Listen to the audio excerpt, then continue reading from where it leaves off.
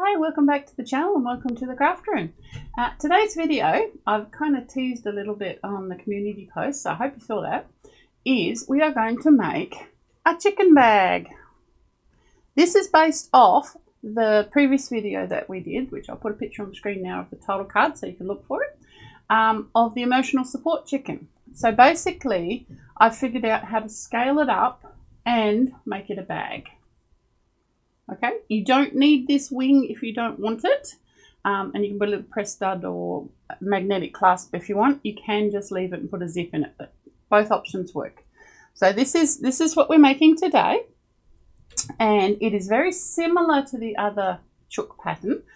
Chook meaning chicken. I know I had some comments about that. So what you need to gather to make it, you need a small amount of black.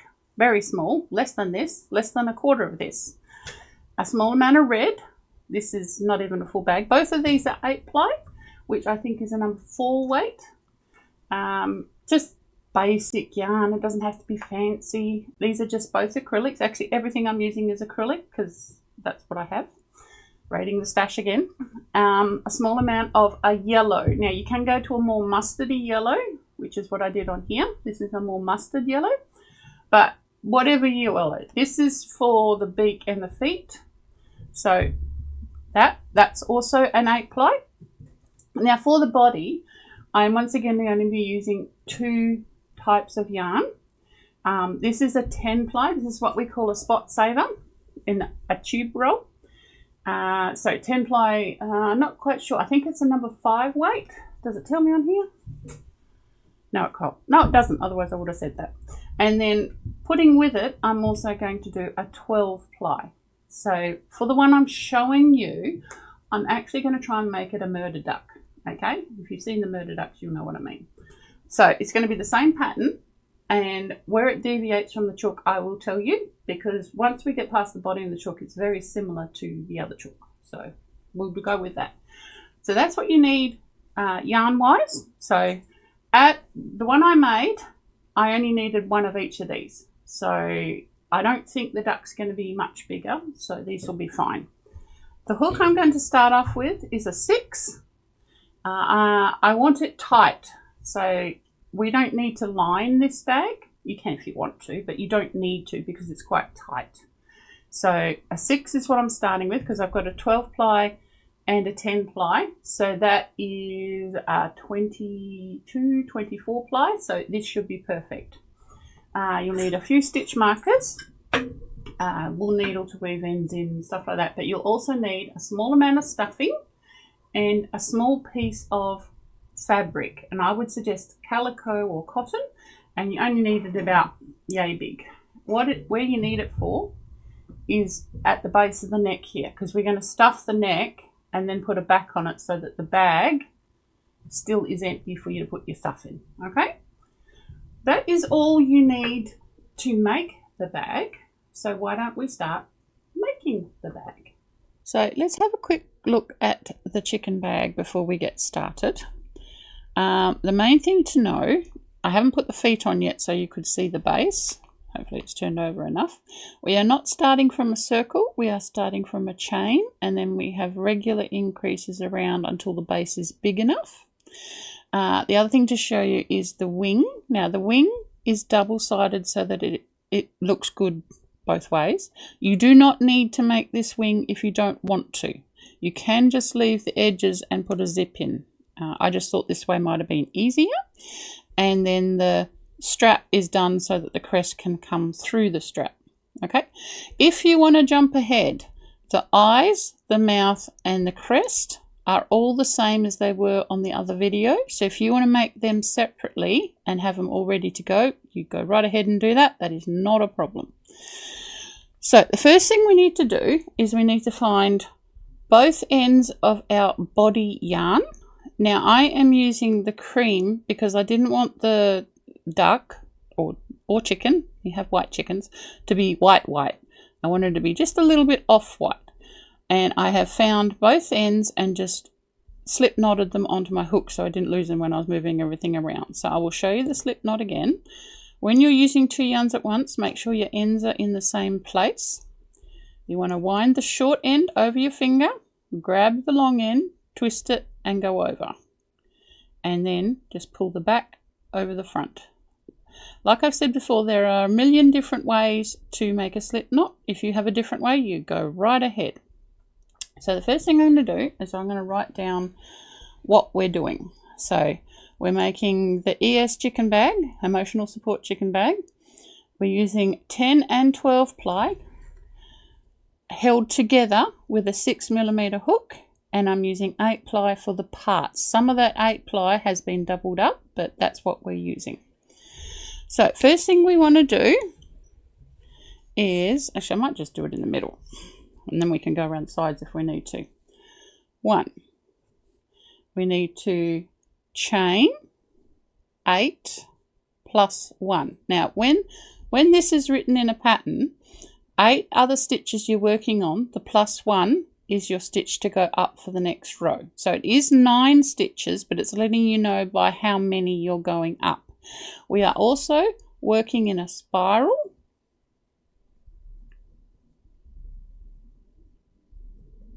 Okay, so we won't have a join and go up, at least not at the moment. When we get more towards the top we will, but not at the moment. So let's just do that. You will also need a stitch marker, not because we're marking where we join, we're marking where we count for the next row. So we've got our chain 1 on our slip knot on there, so now we need to chain 9. So that's 1, 2, 3, 4, 5, 6, 7, 8. Now I usually hold that one and go 9. Now we are single crocheting into the back bump, so turn it over. This is the one here, so we want the bump that's on the back of that, and we go through the bump, pull up the stitch, and we are single crocheting. So this is our first stitch of this row, so we put the marker on that one, and I usually slide it under the top V of the stitch.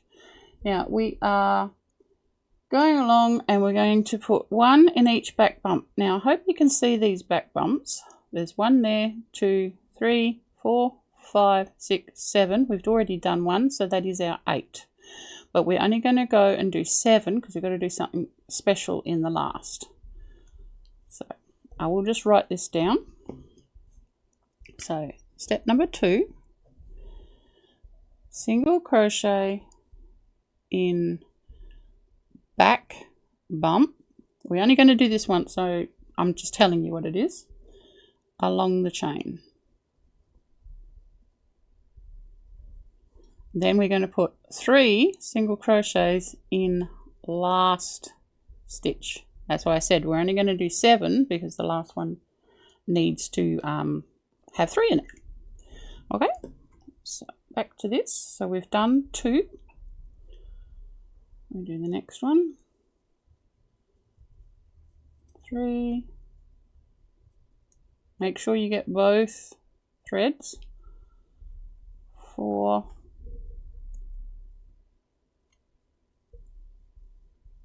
5, 6, and 7. And as you can see, there's 1 more left. Make sure you don't get the tail caught. Now we want to put 3 stitches in here, and it is just putting the same stitch in the same hole 3 times. So 1, 2, and 3. Now I'm laying down the tail along the row there because we're going to go over the tail. So that's our 3 stitches at the end. Now what we need to do now is we just need to stretch the tail a little bit so we can see the side next to the knot. Hopefully you can see that. There's the knot there. That's the side next to the knot, and we want to go in there, but we want to go on the other side of the knot. So we just put a single stitch there, and that's turned the corner for us, and it started to hide the yarn. So I will write that down. Number 3, and turn, which is basically what we just did, hiding the knot.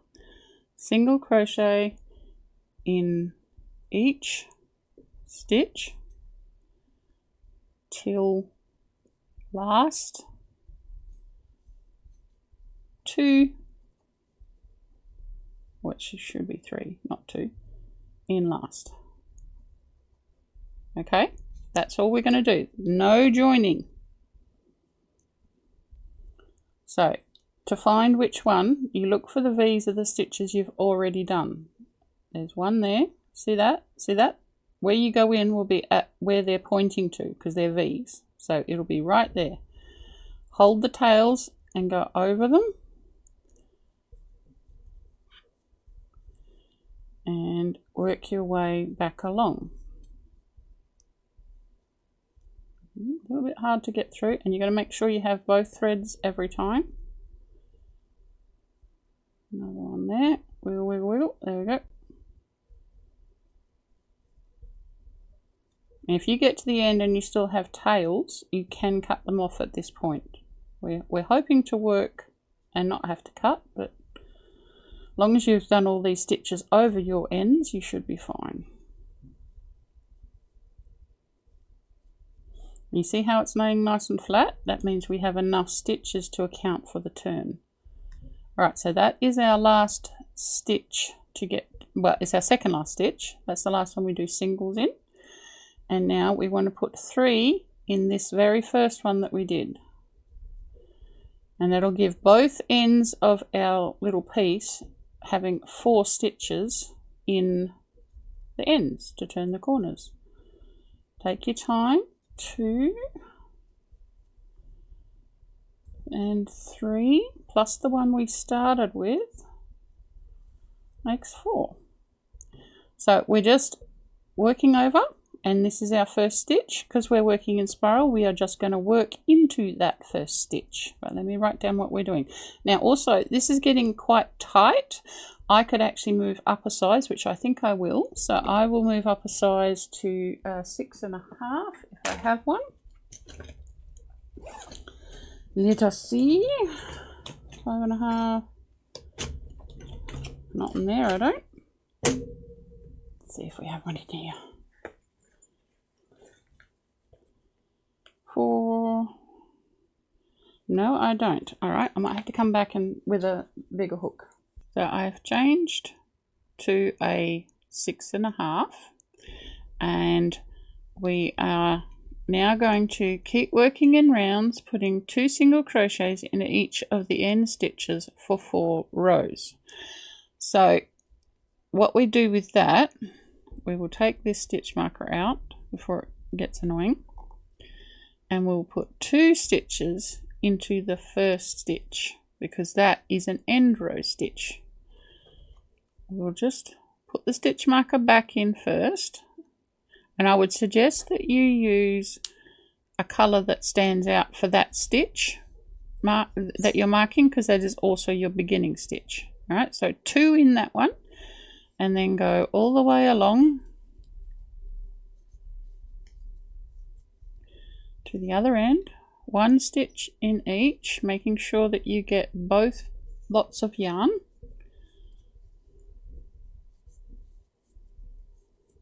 Until you get to the end. Now I am not going to count the first stitch of here as an end stitch. I'm going to use these 3 stitches. Actually no, we will. So this is our first increase. So what I'm going to do, at least until it's more visible, get them out there, I can't see, there's one, is I'm going to mark the first stitch that you increase, right? And then the next one, we do 2, 1 and 2. At the moment, because every stitch is being done in this corner, we only need to mark the first and the last one, because you're doing the same thing between the markers. So now this is the last stitch of the corner. We mark that one. That's a very big stitch marker, but it'll do. and then the second one for that one. So each one of these stitches on the end had 2 stitches in it, so that has increased the base. And we'll come back to this other end. We already have a stitch marker in the other side of this end, because this is the last stitch, which is also the first stitch. But we need to get to the ones here. Alright, this is it. Yes, so this one here is the first increase stitch, 1 and 2. And I am going to put a marker. There we go. Use one of the lace markers into that first stitch, so we know that's where we start increasing. All right, so 2 in that one. You should have 4 stitches that you are increasing in.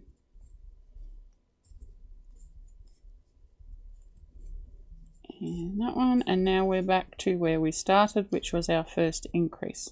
So that's 1, and we need 4. So what I usually do is I mark how many I need, and then I put a line through it to know that I've done it. So I'll come back when I've done these 4, and we'll tell you what to do next. Just a quick thing, when you are doing the subsequent rows, you are putting your increase into the first stitch. So like this one here was the first stitch of this corner. The extra one we did last time, we just put a single crochet in. And then I'm at the next increase. So the first one has 2. There should be 4 increases in each end. So there's 2 in that one. And then the next one is the one we added last time. So that only gets 1. And then we're back to the next one. So that is 2 in this one. And then 1 for the last row's extra 1. So when I do the next row, it'll be 2 in this one, and then I'll have 2 single ones. 2 in this one, then 2 single ones. This is how we make our piece bigger. So each row you do, you will have another one between the increases. I hope that's clear enough. That's the only way it's going to get bigger. So here's my piece after the next 4 rows. And it should measure 16 centimeters by 9 centimeters, and that in inches, where are we?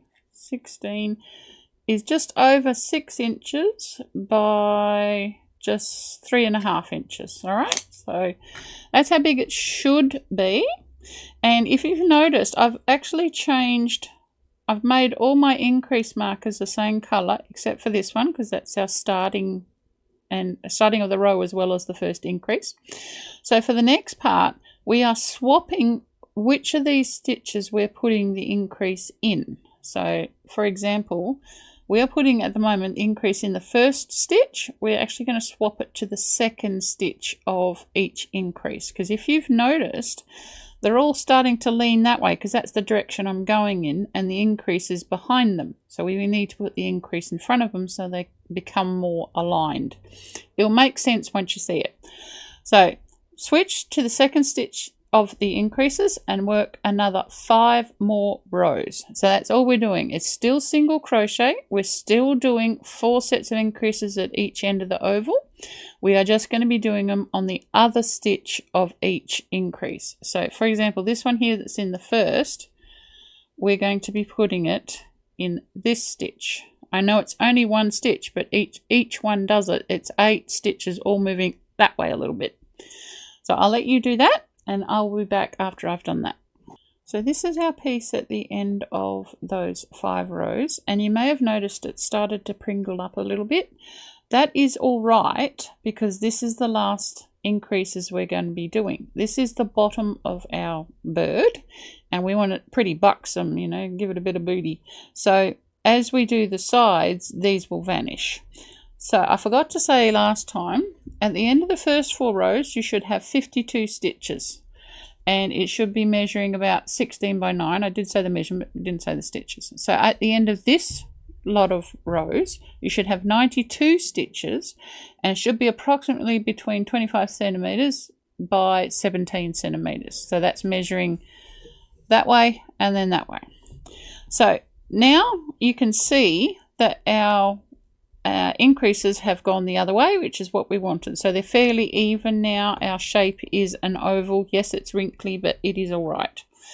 So the next part, which is the last part I'm going to be telling you today, the next bit will be in the next video, is that we need to build the sides up. So the first thing I'm going to do is I'm going to put the stitch marker into the side of the stitch rather than the top, because we're counting rows now, we're not doing increases. So that's now in the side of the first stitch, and then all of these can come out because we are not doing any increases.